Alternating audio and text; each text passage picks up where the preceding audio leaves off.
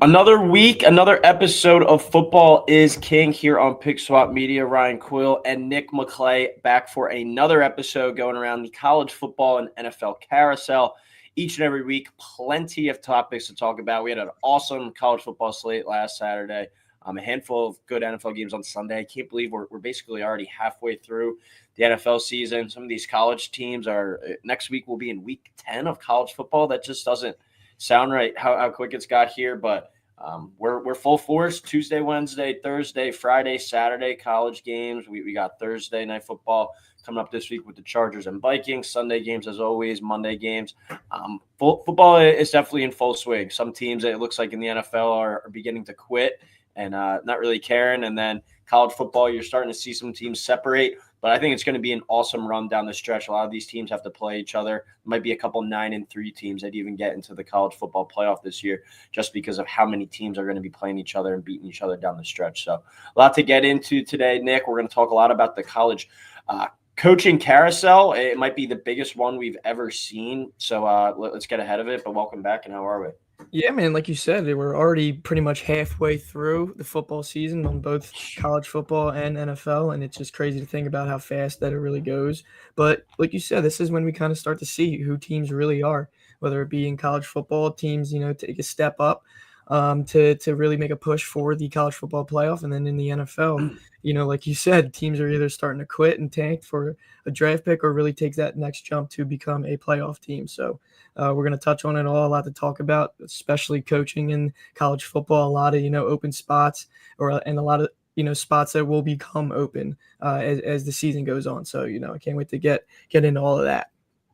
Yeah, we led off last week with Penn State firing James Franklin. This week we get Billy Napier getting fired by Florida, and now two of probably the top 10 jobs in all of college football are open there with Penn State and Florida. So I would guess first question before we get into some potential candidates there for Florida, even after winning on Saturday against Mississippi State, Billy Napier still gets fired. They have the bye this week, so it was kind of rumored that throughout this week they would have got rid of him, win or lose, in that game, just to give this interim coach a little bit of time to get moving as the lead guy there, and then obviously allow Florida to start their coaching search. But it sounds like Florida is going to be going after one of these big name sitting candidates that might even be in the college football playoff themselves. So the timeline is going to be interesting there. But Nick, if you had to have your pick, take your pick, and you were the head coaching candidate, would you rather be the head coach at Florida or Penn State? And who do you think's a better job at the end of the day? I think this is so tough. It really depends on really what you want. I kind of think Florida on paper, it's got a lot of better recruits and pipeline states that are around it. And I'm not sure about the money standpoint. I'm pretty sure they're probably pretty similar money wise. But from a recruiting standpoint, I feel like down south Florida, you get the Georgia, you get Alabama, you get both North and South Carolina. I feel like, playing down in Florida as an SEC school, it just sounds better than going to Penn State. But I mean, the way Penn State has played the last few seasons, you'd rather play for Penn State. They've had a lot more success than Florida the last probably, handful of seasons. I think the last 5 years, Penn State's 44-17. So you want to look at a team that really just wins. Penn State is that team, but they just can't get over that hump. They haven't been able to do so. So I think personally, I'd probably go Florida. Just go down south, stay in the SEC, and I think try to flip around a Florida team that has historically been one of the best teams in college football. And they haven't been that same team since kind of Urban Meyer left, really. Yeah, but my thing with the Florida job is, like, as you said, since Urban Meyer left, you looking at his record 65-15, as we know, two-time national champion down there, and they were kind of running college football for that back half of the early 2000s. But since him, you had Will Muschamp goes 28-21, fired after 3 seasons. You have Jim McElwain fired after 4 seasons for Muschamp, fired after 3 seasons. McElwain after going 22-12. Dan Mullen goes 34-15, and he even gets fired, and that's probably their biggest mistake over this kind of recent stretch of hiring these coaches. And then we see Billy Napier 22-23. Like, the coaches since Urban Meyer haven't really been able to get it going down there, and the administration hasn't really shown, I think, that much patience. And sure, this day and age, we see what Kurt Cignetti was able to do at Indiana in one season and completely turn that program into a national power now. Why can't you do that down at Florida? And I think at the end of the day, it comes down to, like, sure, Ohio State's a great program. Michigan, Indiana has put themselves in that mix, but Oregon, Penn State, like, those are all really tough programs to compete in, week out. But I just think the SEC from top to bottom, depth-wise, is so hard to compete with on a weekly basis. And it's like Florida could still go 7-5, but, like, that's not the expectations. And the expectations are down there in Florida. Like, we should be competing for national championships, SEC championships. And, like, you even look at a guy like Brian Kelly, like, he's going to go 9-3 this year probably, or 8-4. Is he going to wind up getting fired? You got Vandy on the rise now. How the hell did that happen? Mizzou on the rise. How the hell did that happen? Auburn really struggling. We'll touch on them as well. But, like, there's so many teams in the SEC, it's hard to avoid. So if you're sitting there and you're like Marcus Freeman, like, why leave Notre Dame for either of these jobs? I think Penn State maybe shows a little bit more loyalty. He has a longer leash there. But if he goes to Florida, like, he could be out of a job in 4 years. So I think the stability at Florida isn't that intriguing, and they really haven't been that great since Urban Meyer left. Like, sure, they have had a couple nice seasons where they were competing for SEC championships, but at the end of the day, it's a program that I think has definitely taken a step back. And I would probably put, I think, what James Franklin did at Penn State and built at Penn State, I would put that above Florida as of this moment today.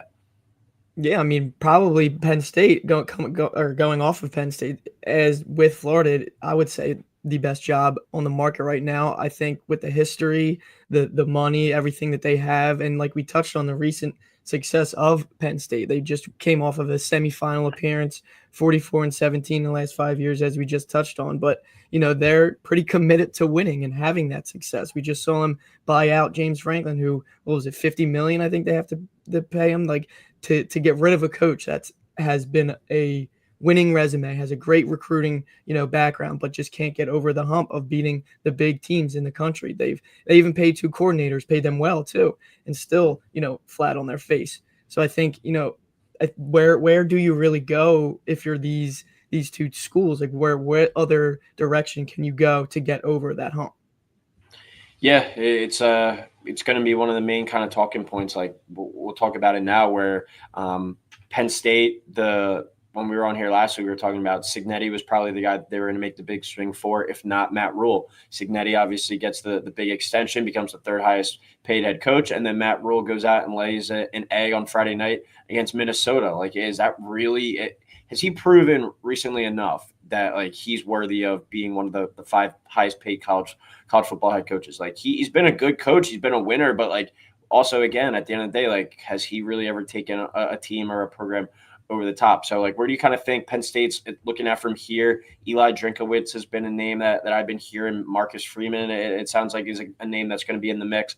But, since we talked last, I don't think Matt Rule or Cignetti is going to find their way, obviously, up to Penn State. Rule's still open, but who do you kind of look at today for that spot? Yeah, I mean, for Matt Rule, I think the main question is, and you touched on it, is what has he done to really, like, separate himself or, make himself one of the top candidates for these, open spots, especially Penn State, for a team that is trying to get over the hump. He isn't really the coach to do that. He's a coach that kind of, he's someone that could bring you up, can start you up, but he's not really, the program elevator that, Penn State really needs. I think he's a great coach, can get a lot of recruits. Is that really that much different than what James Franklin has done? I don't really know. So I think I agree with you. I don't really think Rule could really change that much. I've seen a lot of names getting thrown out. I've seen Will Stein get thrown out, offensive coordinator at Oregon. I wouldn't be surprised if we see some team take a swing on him. We saw, Georgia take a swing on Kirby Smart from Alabama. We saw Oregon take a swing on Dan Lanning way back. We can see, he's only 36 years old. We've seen what Oregon can do from an offensive play calling standpoint. I don't know if he's really ready to make that jump from offensive coordinator to head coach just yet, but I wouldn't be surprised. And another name I saw was Manny Diaz coming back to Penn State. Now he's a head coach at Duke, kind of having some success over there. Diaz was the defensive coordinator under Franklin for, I think, 2 years, probably one of their better defensive seasons too. So, it might be a little, weird for someone to leave a team to go to a head coaching job and then come back. But I wouldn't be surprised if they go after Manny Diaz either. Yeah, you were kind of touching on it there at the beginning, but I was listening to something yesterday. Andy Staples and Ari Wasserman were talking about this, where if you do look at like the top teams in the country right now, most of these coaches were like former assistants. Like obviously these coaches started kind of lower down, but a lot of the coaches that jump from, big time program to big time program haven't had that much success or not really necessarily at the top right now. Like you look at number one in the country, Ohio State, Ryan Day, former offensive coordinator at Ohio State. Signetti, he's a bit of a wild card. Texas A&M, Mike Elko, where he went from Duke to Texas A&M, but he was the former DC at Texas A&M, so former assistant there. Alabama, Kalen DeBoer, obviously he kind of has worked himself up, a little bit of a wild card there. But you look at Kirby, you touched on former DC at Alabama, Dan Lanning, former DC at Georgia. Clark Lee down at Vanderbilt, number 10 in the country now, the former DC at Notre Dame. Like it's a pretty crazy kind of trajectory of these actual assistant coaches kind of getting that jump up rather than a coach jumping from spot to spot. Marcus Freeman, even down there at Notre Dame, he was a former DC there. Brent Venables, former DC at Clemson, going to Oklahoma. So it kind of goes to show for itself that a lot of these coaches where you might not really think it, or you might think it's a slam dunk to go and poach, just say Marcus Freeman from Notre Dame and take him down to Florida and think, you know what, this is going to be a slam dunk. This is definitely going to work. Like, no, sometimes maybe the voice is like in your building or a former assistant as well. So I thought that was an interesting point. But yeah, the Penn State search is going to be an interesting one. I don't think Marcus Freeman leaves for there. I think he's probably they've got a better chance of maybe getting Eli Drinkowitz.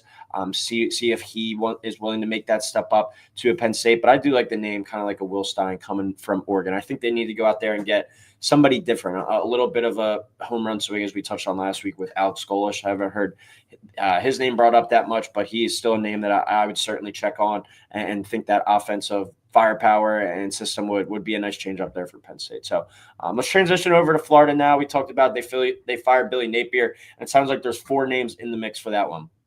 Former Penn State head coach James Franklin, who just got fired by Penn State, seems to be one of the 4 names in the mix for that job. I don't know if that's necessarily Florida speaking or James Franklin's agent speaking and putting him in that mix, but that's a name that I've seen and I've heard. Marcus Freeman at Notre Dame. Lane Kiffin obviously is the main one, the big one at Ole Miss, and it seems like that's their main target. Would he want to leave Ole Miss and what he's built there for Florida? And then Eli Drinkowitz, who we've talked about a few times, the head coach at Missouri, potentially going to Florida as well. What are your kind of thoughts on that, and who would be your guy, I guess, if it did come out of those 4? Yeah, I think if I were choosing, if I was the AD and I would want to poach someone, I think it would be Lane for me. But I think it would. I think it's going to be Eli. I think Eli's someone that has really built up Missouri, and Florida has seen what they can do or what Missouri can do right now. And I think, looking at that last game against Auburn, that team really rallies around head coach Eli. I think they're a team that he's a coach that rallies his guys and can go out there win any really game. So I think for Florida, do you really want to go after James Franklin and do the same thing over and over again, or do you kind of want to go a different route, take a bigger swing to a team or to a guy that is kind of building up that Missouri program? So I think for me, I would go Eli in that direction. Yeah, if I had to make my pick, if I'm Florida and I have my pick of the litter there, I'm definitely going with Lane. And I think what he's built at Ole Miss, a program that I think in their history has 2 top 10 finishes before he got there. Pretty insane there for what he's done. And he took them down to Georgia last week with a Division II transfer quarterback and had them on the brink of winning. Like, he's doing as good of a job, I think, that he can at Ole Miss, and as good of a job kind of as anyone in the country. And we talked about it with the resources that Florida could have with the recruiting, even with the talent on the roster right now. They're one of the more talented rosters in the SEC.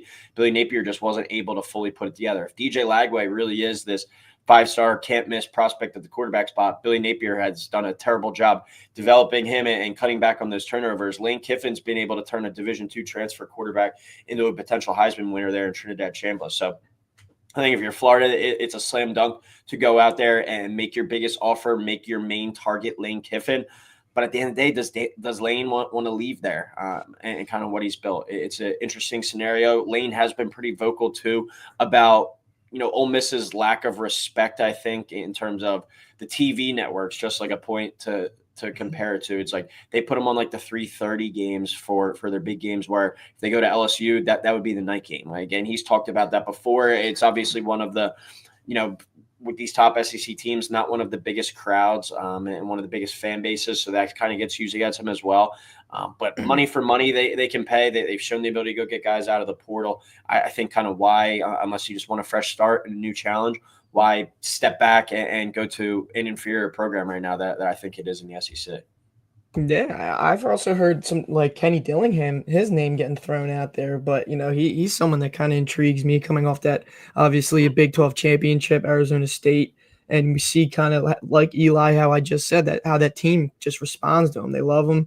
One of the best offensive minds probably in college football. He's proven that too. He especially, like I said last year, how bad Arizona State was supposed to be, took him to college football playoff and kind of put up a fight against Texas. So I think him being so young that he's going to get a lot of phone calls.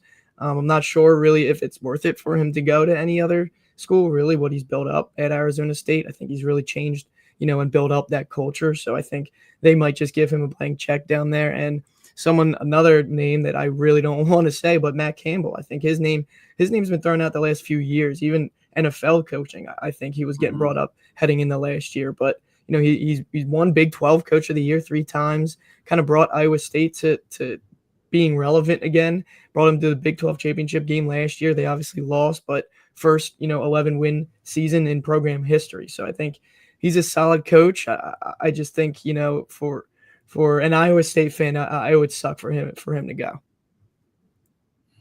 Yeah, his name seems to be one that has been thrown out there for a while now. And, the more that name kind of pops up, you have to wonder if one of these jobs opens up, if he's eventually going to leave. One coach that has not been fired yet, but it seems like is probably the most dead man walking in all of college football, is Luke Fickell down there, or up there at Wisconsin. They start out the season 2-0 with wins over Miami of Ohio and Middle Tennessee State. They proceeded to lose to Alabama, Maryland, Michigan, Iowa, and Ohio State, all by double digits, and yet they got shut out the past two games, both at home, Iowa 37-0 and Ohio State 34-0. Like, listen, Ohio State, okay, maybe that happens, but we can't be getting shut out against Iowa. I know their defense is good, but that's a rivalry game. That's one that's always low scoring, back and forth, like a 10-7 at the end of the day. But still, we can't be getting shut out against them and then turning over and getting shut out against Ohio State too. And Nick, it doesn't get any easier. Their next two matchups, or two of their next three matchups, they go to Oregon, they host Washington, and they go to Indiana. Like, it's a very sad state of affairs there at Wisconsin for a program that was really proud program, like win 9-10 games every year. They benefited, I think, from playing in the weaker side of the Big Ten. But do you think we'll ever see Wisconsin kind of get back to the top of the Big Ten and in the mix there, with their name at the top there in the stage with in Indiana now, obviously Ohio State, Oregon, you throw Michigan, you see if USC can get back, Penn State, what do they look like within the next couple of years? Do you think Wisconsin's ever going to be able to get back in the mix there? It doesn't really look like it'll be anytime soon. I mean, especially with, like you said, Big Ten expanding, a lot of these teams, I think they're just in a standstill right now. They need to go after one of these coaches and take a big swing. Like you said, I wouldn't be surprised if they go after the Alice Golish, if they go that route. I wouldn't be surprised. I really think Golish should be going at, maybe we're going to touch on in a little bit, Hugh Freeze in Auburn. I think he's a coach that can take a program to the next level. Wisconsin, I think, is just at a standstill. Like I said, they're really, like, growing up, they were always a big top team in our lives. So seeing them, what they're doing right now, they might go 5 straight games without scoring a point with what they got coming up. Like, their offense looks absolutely terrible. And I mean, not even to touch on the defense too, giving up over 30 points in each of the last 2 games. So I think they're just in turmoil right now. And I don't think there's any signs of pointing up, honestly. What about James Franklin to Wisconsin? I think that's a good fit there for what you alluded to a lot. Like, he's a coach that's shown the ability to build, get you into that top 10 to 15 mix, get you in the mix every single season, and they're at the top of the Big Ten. And I think Wisconsin fans would sign up for that in a second. Like, if James Franklin was able to go and turn Wisconsin into what he did at Penn State, I think he would do that for sure. Familiar with the conference, familiar with recruiting, kind of that area and the Midwest. And say what you want about Franklin on game day and as a X's and O's guy. He's a damn good recruiter. Penn State's always in the mix there. I think he would be a great fit at Wisconsin when that job eventually opens up. And I think it would make sense for him. Like, do I think he's good enough to get the Florida job? No. Do I think he's good enough to get the Auburn job? Probably not. Is he going to be in the mix for Virginia Tech, Arkansas, Wisconsin? I think so. I think that's more his speed, but I think that would be the Wisconsin job would be a great fit for him at this stage of his career and at this stage of the Wisconsin program. Yeah, like you said, he's got the experience in the Big Ten. He knows this conference, and he's play style. His coaching style is very, what Wisconsin needs in a program builder to get them to, the recruits that they need to actually put a product on the field that, people will want to come to see and spend their money on. Right now, no one wants to go to their games. No one's forfeiting any type of money to go see the Wisconsin or even any of the boosters. They're not going to want to spend any money on a team that is putting that product on the field. So I think you take a swing at a guy like James Franklin. Yeah, that's going to bring in, some seats, or that's going to fill in some seats. That's going to bring money in. And I think if you really want to make that next step, Wisconsin taking, a swing at James Franklin, I think that would be, a route to go. Yeah, I think that could make sense. One more head coach, or we can tie these two in together. Auburn comes out, or Hugh Freeze comes out basically the other day and was like, if I got a vote of confidence from the administration that I'm going to have a chance to continue to rebuild this. And we've seen Auburn in close games each and every week in the SEC this year, and they fell short, whether it was Oklahoma, Texas A&M, Georgia, and now this week in double overtime against Missouri. They just fall short. Like, are we going to give him another chance there? Because defense-wise, talent-wise, I think they're there kind of with a lot of these teams. It's just been executing on offense. It seems like they're not always able to get into a rhythm. That defense has been really good. Does he live to see another year at Auburn? Probably. We have to see what he finishes out. And then Mike Norvell, Florida State, comes out the other day and says, we're going to ride with Norvell basically the rest of the season. We're going to reevaluate this situation at the end of the season. But those are two mega jobs that could potentially be opening up there. If you had to say, as of today, Nick, who are you more confident in that you'll actually see coaching at that current school come 2026? Probably Hugh Freeze, but I hesitate to say that because heading into the season, he was already on the hot seat. Obviously, I know Mike Norvell was too as well, but the last 3-4 games that, Auburn has lost, like you said, have been, nail biters. They've been down to the wire and things just haven't really gone their way. Obviously, it comes down to execution. You do have to win those games to, keep your job in the SEC. But I think, one play call away, they got 2 more wins. I think the roster that they have, the recruits that they have a great roster. They have one of the best receiving core in the country, and they're not really using it. Jackson Arnold, I don't think I've really ever been a fan of him, and I don't really think he was the answer to Auburn. I think that defense is what really is going to keep them in games, and it really has been, and that's the reason why these games are so close, and then they just can't execute on offense. So I think if Hugh Freeze has shown that, he can get Auburn there, maybe, he has a shorter leash because heading into the season, he was already on fire. So I wouldn't be surprised, obviously, if both of these head coaching jobs are open before the start of next year. Yeah, I think they're both gone if it continues going the way it is. I definitely think Norvell's going to be gone. He does have a really large buyout. He was one of the beneficiaries of the situation with Nick Saban retiring. Norvell was like one of the main guys in the mix for that Bama job. And then he gets the extension, and obviously that buyout goes out. But that program has just – I'm still shocked that this is the same team that beat Alabama in week 1 for seeing how good Alabama's been.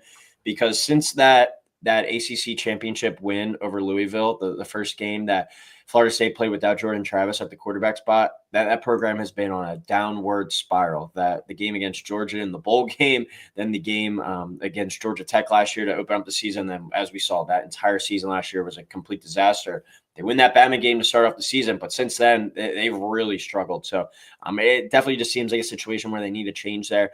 If you had to let me give, one of these guys one more chance, I would probably do it for Freeze because they've actually been right there. It seems like they're really right there and really close. And they do have a 5-star quarterback waiting in the wings in Deuce Knight. Does he get the chance to go out there with some of these high-profile receivers, maybe down the stretch, and they can say, like, all right, this is going to be the guy going forward, going into next year, kind of like what Billy Napier had with DJ Lagway at the end of last season. But yeah, still a decent amount of ball to be played. A lot of things to iron out, but it's going to be a fun all season, kind of tracking these coaching moves and the potential changes there. Want to transition over to the NFL now, get into a couple actual games and some discussion on what we're seeing as we head into, can't believe it already, but week 8 in the NFL. We got a big one on Sunday night. It's probably going to be I would guess, one of the 5 highest rated games of the year coming up this week. The Packers 4-1-1. They're first place in the NFC as of today. 8:20 kick on Sunday Night Football on NBC. They'll be traveling to Pittsburgh to play the Steelers, who are 4-2. Aaron Rodgers' first game against the Packers, as we know, a Hall of Fame level career there. Won Super Bowl title, 4 MVPs, I believe he won, and he's leading the Steelers with a 4-2 record. Had a great performance last week, albeit in a loss to the Bengals and Joe Flacco in a pretty crazy game. But Aaron Rodgers has looked a lot better than I thought he would this season, especially considering what we saw from him kind of with the Jets over the past couple of years. But Packers are a 3.5-point favorite here on the road, over under 44.5. Cool storyline here, Nick. Any chance that the Steelers find a way to get this one done at home? Mike Tomlin, great against the spread as an underdog. Yeah, I think the Steelers have a shot at winning this game. I think I like the 3.5 more, so I'll probably ride with that and taking the points. But like you said, the Aaron Rodgers revenge game.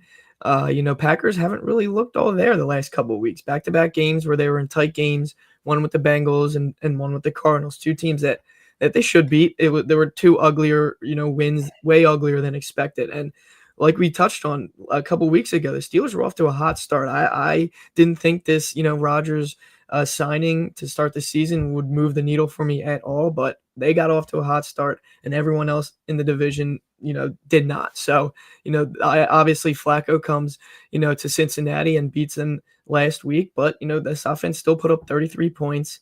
I don't really think, the Steelers defense does that again or gives up 33 points again. I think, I came into the year really high on Green Bay, and they really haven't looked all there. I think I'm going to ride with Pittsburgh here. I'm going to go with Aaron Rodgers and the points here. I even might sprinkle on them to win outright in this one.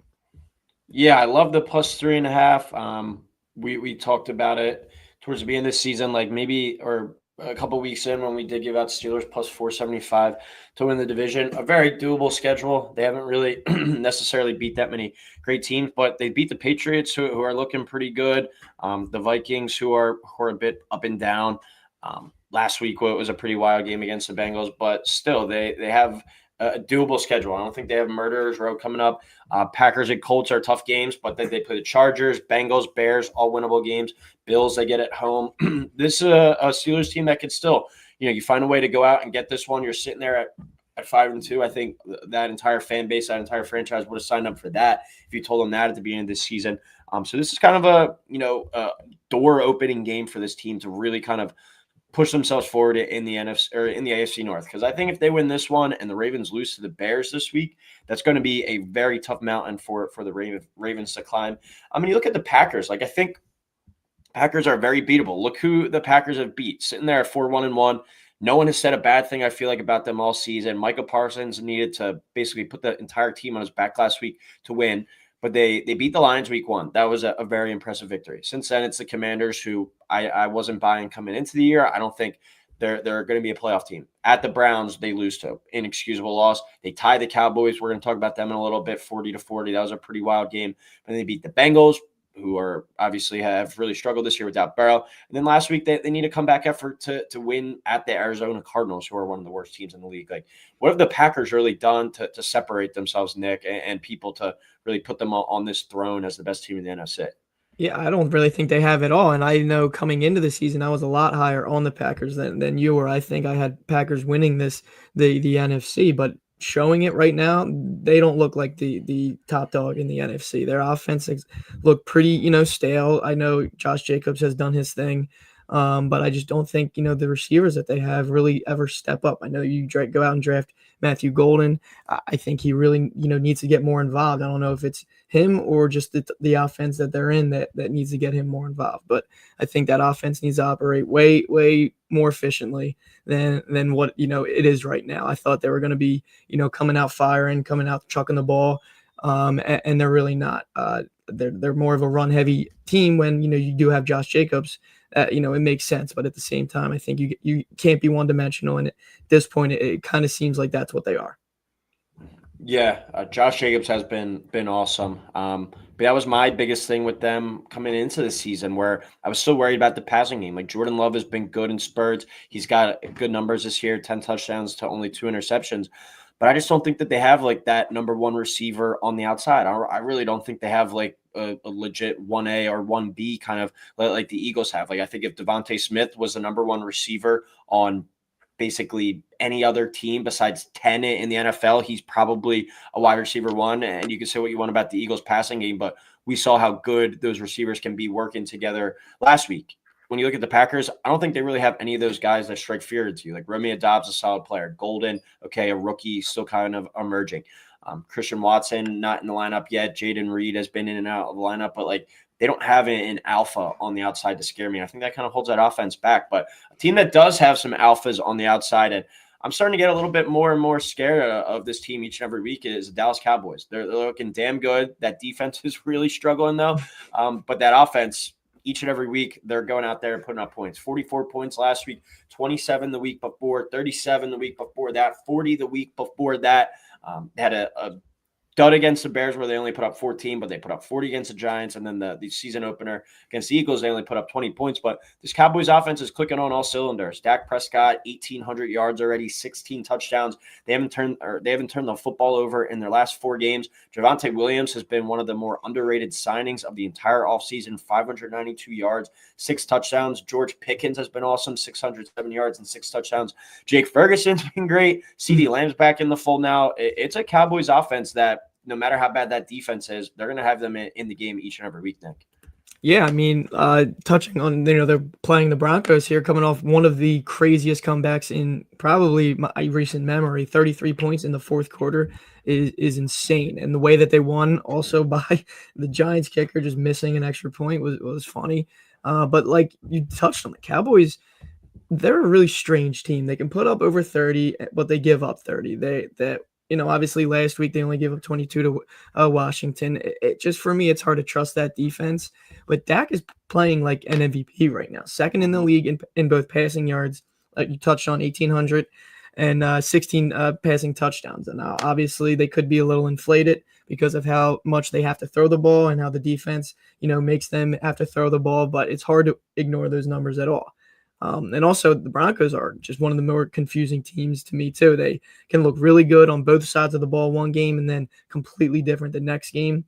But I think defense is going to win this game. I think Broncos are going to come out here, maybe not even they. I think their defense can probably allow still 20, 24 points and still win this game. I think with how bad that Cowboys defense is, Denver should put up over 24 points. And I don't think with how good the Broncos defense is, I don't think they allow close to 30. So I think give me Denver here at home, riding the momentum of that comeback last week. Yeah, I don't know what's about this Cowboys team, but I find myself betting them, it seems like every week, taking their overs, their team totals, and they've been smashing. They've been hitting for me, so I'm going to continue the ride with that. I'm actually going to go to kind of like the opposite of you, where they needed basically one of the biggest comebacks in NFL history last week. They kind of exerted all their energy. They didn't really play that great until the end, and they had some magic up their sleeve. I think that kind of gets used against them this week, and they struggle a little bit. It's why I'm going with the Eagles to beat up on the Giants as well, where it's like that was such a good game that you played throughout, putting up 32 points. It seems like the young guys at quarterback and Dart and running back and Scatterbo are getting better and better every week. And then you lay that dud in the fourth quarter. You make a couple rookie mistakes down the stretch. Now you got to go to Philadelphia, who you just already beat. The Eagles are not going to lose to the Giants twice in a row. Eagles last game before the bye.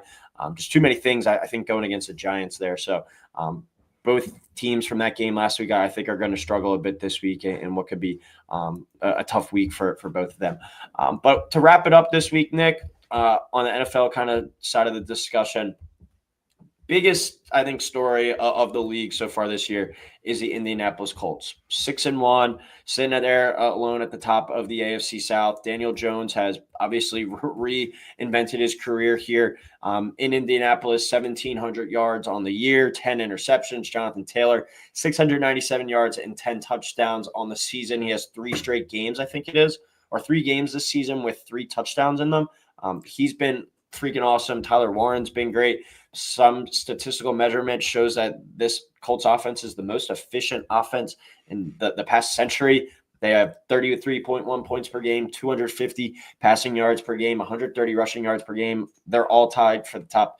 They're all in the top 10 in that category on offense, tied for 8th in points against per game in defense. It's looking like a damn well-rounded team, Nick. But my question for you is, do you buy them actually as a legit Super Bowl contender, or are they kind of just like a version of what we saw with the Vikings last season, and the truth's gonna come out come playoff time again? Yeah, I mean, last week I really was kind of the week for me to see if I want to buy into this Colts team because I was on the Chargers and I've been, riding the Chargers since the start of the season, and they came out and pretty much dominated. I think they only won by 14, I guess only 14, but it looked like a runaway win from the start. And you touched on it. Daniel Jones looks unbelievable. He's gotten another chance here in Indianapolis where he just isn't turning the ball over. He's being smart. He's going through his reads.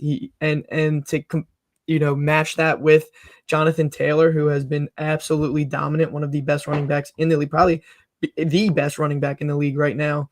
Overall, I just think this Colts team, I think it is you got to start thinking of them as a legit contender until really you show me otherwise. I think I trusted the Vikings defense more last year when they were coming down the stretch.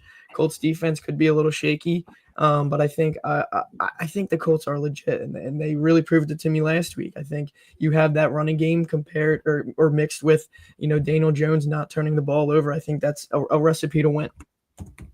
Yeah, it certainly is. Daniel Jones too, still holding back on it a little bit because we saw him play really well in that one contract year going into while he's still in New York, and then obviously he laid an egg there the rest of his career.